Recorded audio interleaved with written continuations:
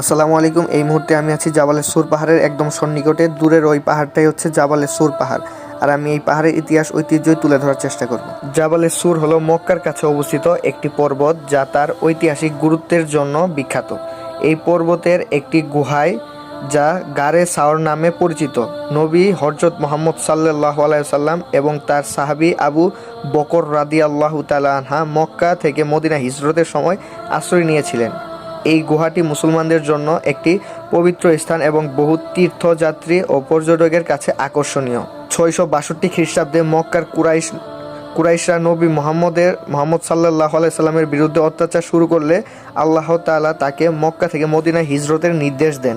নবী মোহাম্মদ সাল্লাল্লাহু আলাইহি ওয়াসাল্লাম এবং আবু বকর রাদিয়াল্লাহু তাআলা আনহা মক্কা থেকে হিজরতের সময় জাবালে সুরের গারে সওয়ারে আশ্রয় গ্রহণ করেন। এই গুহায় তারা 3 দিন আত্মগোপন করেন।